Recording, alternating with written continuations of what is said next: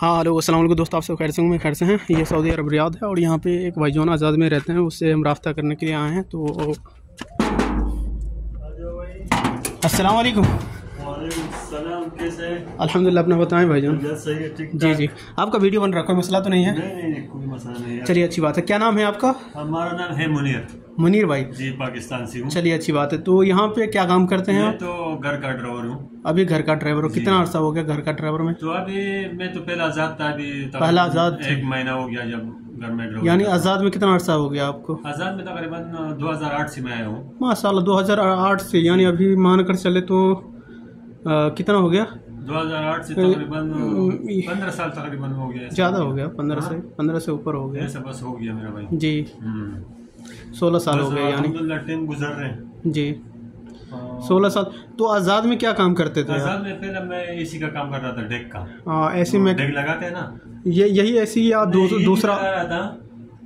दूसरा लगाते हैं जो जी जी जी जी, जो दूसरा ऐसी जो होता है उसका जो ना जो जो ऊपर छत पे लगते हैं, जी जी, लटकाने वाला और लगाते थे बस। वो काम कर रहा था। उसमें तनख्वाह क्या था? उसमें भी 2500 रियाल तनख्वाह। 2500 रियाल था। कंपनी में काम कर रहा था। कंपनी ओवर टाइम वगैरह था?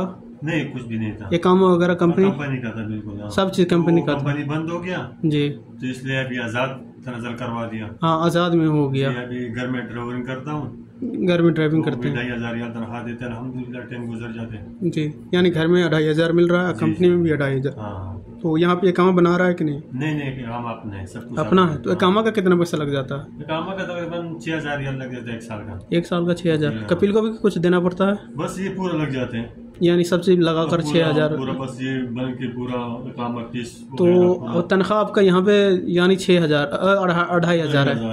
तो साल का मान कर चले तो कितना पड़ रहा है? तो 5 6 5 30,000 में आप 6000 दे देते हैं। हाँ, दे देते हैं। तो 6000 दे देते हैं तो 24,000 बचा।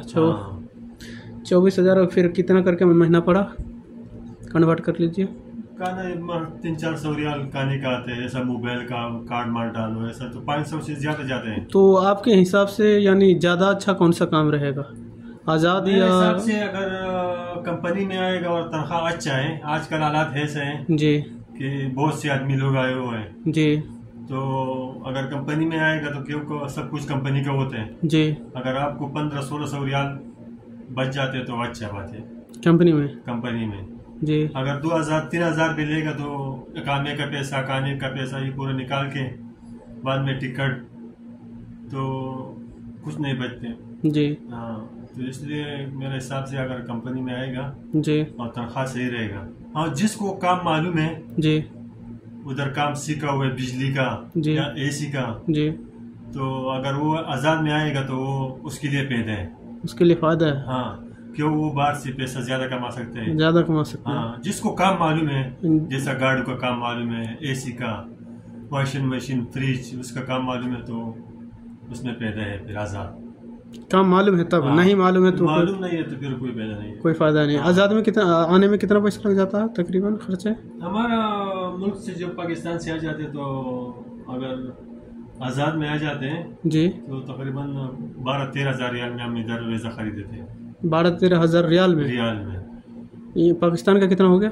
पाकिस्तान का तकरीबन 8-9 लाख हो गया। 9 लाख हो गया? हाँ। बहुत ज्यादा हो गया फिर। हाँ, हमारे यहाँ का तो 2.5 लाख होगा। 73-72 में चलते हैं ना रियाल जी, तो ऐसे ही। और कंपनी में आएगा तो कंपनी में तो फिर उधर बात करिएगा तो कंपनी कितना पैसा ले रहे कितना ले रहे हो तो और कंपनी वगैरह में आते हैं तो कितना पैसा लगता आने में? तो हर एजेंसी वाले का अलग अलग रेट होते हैं। फिर भी तकरीबन 5 लाख 6 लाख तो लगते हैं। 5 लाख 6 लाख कंपनी में आने के लिए लग जाता है और आज़ाद में आने के लिए 8-9 लाख लग जाता है। यानी ये भी तो बहुत ज्यादा लग रहा है फिर। हम सबका तो सही है, हम सबका तो ज्यादा नहीं लगता। तुम लोगों को जो इंडिया से आते हैं वो सही है, हमारा उधर थोड़ा महंगा है बहुत ज्यादा। फिर आपका इधर का जो है ना खाने वाले लोग हैं पाकिस्तान में, जो कंपनी में ज्यादा लोग नहीं आते जी, जो आदमी आते आजाद आते हैं, आज़ाद में आते हैं। तो आज़ाद में आने में जो है यहाँ पे रिक्सी ये हो जाता है कि यहाँ पे अब एक काम बंदे को मालूम है, आ जाते हैं तो उसको काम मिलना बहुत मुश्किल होता है। हाँ। पहला आप बोल रहे हो कि आज़ाद में कोई ऐसी का काम जानता हो या कार्रवाई का काम यानी इलेक्ट्रिशियन का काम जानता हो तो वो आज़ाद में आ जाए तो बेहतर होगा। लेकिन हमारे हिसाब से यहाँ पे देखा जाए तो कार्रवाई यानी इलेक्ट्रिशियन या ऐसे टेक्नीशियन उन दोनों में जो है काम मालूम है। बंदे आज़ाद में आते हैं तो उसके लिए बेहतर नहीं है। किस लिए आज़ाद में आने से किस लिए बेहतर नहीं है, क्योंकि उसको तो पहला तो यहाँ का भाषा नहीं मालूम है। यहाँ का ऐसी का काम और इंडिया का अपने मुल्क का काम थोड़ा डिफरेंट होता है। बिल्कुल। तो हमारे कहने का मकसद यही है कि पहले जो ना उसको फर्स्ट टाइम आ रहे हैं तो तजुर्बा ले लेना चाहिए पहले स्टार्टिंग में, जो ना यहाँ पे आने के बाद जो है ना फिर माहौल थोड़ा चेक कर ले। कंपनी में कुछ अरसे बिताएं, 2 साल 3 साल जो भी है जी। कुछ तजुर्बा ले ले यहाँ के, उसके बाद जाएं फिर बिल्कुल। और आप जो मशवरा दे रहे हैं कि डायरेक्टली जो है काम जानता हो बंदा वो आज़ाद में आ जाए, तो मुझे ये मशवरा अच्छा नहीं लगा। जब ये बंदा, हाँ आपका भी मशवरा सही है, लेकिन किसके लिए सही है मालूम है? उसका रिश्तेदार ऑलरेडी यहाँ पे रहता हो, खास अपने वाला, उसके लिए बेहतर है, और बाकी जो है काम जानता है और उसको आप डायरेक्टली बोल रहे हैं, तो ये फिर हमारे हिसाब से सही नहीं है। जैसा मेरा भाई आ जाते हैं जी, सही है जी, मैं इधर हूँ जी, आजाद में हूँ जी जी, मेरे को पूरा सिस्टम मालूम है कि भाई उसको इधर काम पे लगाना है जी, ये काम। तो उसके लिए जिसका कोई आदमी नहीं होता आजाद में आएगा तो वो तो बहुत मुश्किल है, मसला बन जाएगा, मसला बन जाएगा। कौन लगाएगा काम पे जी, उसका जगह का प्रॉब्लम होता है, जुबान नहीं मालूम है, और यहाँ पे खर्चे भी महंगे हैं। जिसका कोई आदमी इधर नहीं होता उसके लिए तो कंपनी बहुत मसला नहीं। आ सकते हैं वो बंदा आ सकते हैं, लेकिन कम से कम यहाँ पे एक बार जो ना तजुर्बा होना चाहिए, एक बार का एक्सपीरियंस होना चाहिए, गल्फ रिटर्न होना चाहिए, फिर मालूमात हो जाएगा कि भैया यहाँ पे हम सक्सेस हो सकते हैं, तो वो अपना मर्जी से आ सकते हैं। लेकिन पहली बार में जो आना बहुत मुश्किल है हमारे हिसाब से, क्योंकि यहाँ पे खाने के लिए भी आफत हो जाएंगे, लाले पड़ जाएंगे। बात बिल्कुल आपकी सही है। जो आदमी इधर कोई नहीं होगा तो उसके लिए तो बहुत मुश्किल होते हैं। हम लोग जो ज्यादा पाकिस्तानी जो है बाहर काम करते हैं जी, तो आप सब में जो है यानी खानदान पे खानदान है, यानी रिलेटिव पे रिलेटिव है। मुमकिन जो है एक घर से आते हैं तो पूरा चाचा भी रहते, बाप भी रहते थे, भतीजे भी रहते हैं, दादा भी रहते हैं, यानी पूरा खानदान आ जाते हैं यहाँ पे आज़ाद में। तो एक ना एक जो है ना सेट कर देते हैं। तो यहाँ पे अक्सर जो है ना ज़्यादा पाकिस्तानी मिलते हैं दुकान में। कोई गाड़ी का भी वर्कशॉप है पाकिस्तानी का, ऐसी का भी दुकान है, ऐसा नहीं है, यानी बहुत सारा दुकान खोल के यहाँ पे बैठे हैं टेक्नीशियन में।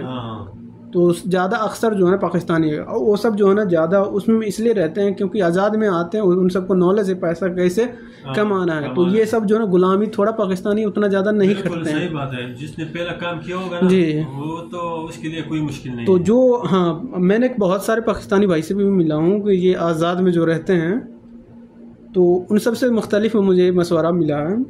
जैसे कि आज़ाद में जो आते हैं ना, तो कोई रिलेटिव ही उसको बुलाते हैं। आप कैसे आए थे आज़ाद में? यहाँ पे कोई बुलाया था आपका? रिलेटिव भी बुलाया होगा ना? इधर मेरा रिश्तेदार था, तो फिर वही है ना, मेरा भाई था तो मेरे लिए कोई टेंशन नहीं था। तो यही मसला है, लेके आया रूम पे, यही मसला है ना, बाद में काम पे लगा दिया जी।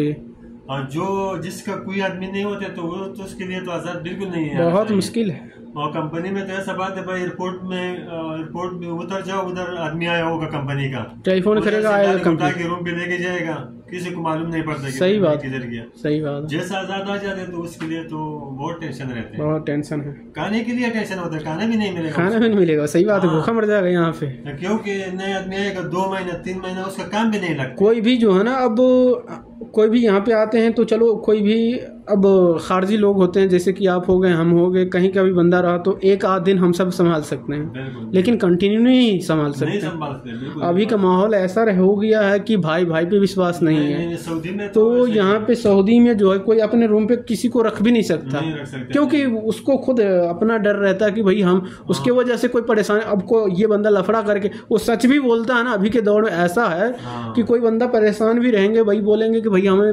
रहाइश दे दो, ठिकाना दे दो, कुछ दिन के लिए हमें रहना है। पहले ज़माने में तो होता था, रहने देता था, लेकिन अभी के दौर में किसी के ऊपर भरोसा नहीं रह गया। ज़्यादा से ज़्यादा कर सकते हैं तो 2 वक्त का खाना दे सकता है, 2 दिन 4 दिन 3 दिन, 1 हफ्ता तक, लेकिन उससे ज़्यादा कोई संभाल नहीं सकता। वो बोलेगा गुरफा दे, ये दे, तो ये तो नहीं कर सकता। पहला जैसा नहीं है ना, पहला इतना महंगाई नहीं था जी, महंगाई अभी सब महंगाई भी बहुत ज़्यादा है ना, हर चीज महंगा है। पहला जब हम लोग आए थे तो 150 रियाल रूम का खर्चा आ रहा था खाने माने का जी, अभी 400-500 रियाल आते हैं जी, और 500 रियाल जो घर का इजार के अलावा सिर्फ खाने का जी, ये 400-500 रियाल आते हैं। बाद में देखो मोबाइल का खर्चा, मोबाइल का भी तो सम डिफरेंट खर्चा। हाँ, कम में जाइएगा तो 100 रियाल लग जाएगा। तो कंपनी में अगर आपको 1000 रियाल भी बच जाते हैं जी जी, फिर भी सही है, सही है। मालूम है। और ऐसा आजाद जो है ना, जिसका आदमी इधर नहीं रहते हैं तो उसके लिए कोई फायदा नहीं है भाई। चलिए ठीक है, शुक्रिया मेहरबानी आपका, और वीडियो भी लंबा हो चुका है। ओके, शुक्रिया मेहरबानी। ओके, अस्सलाम।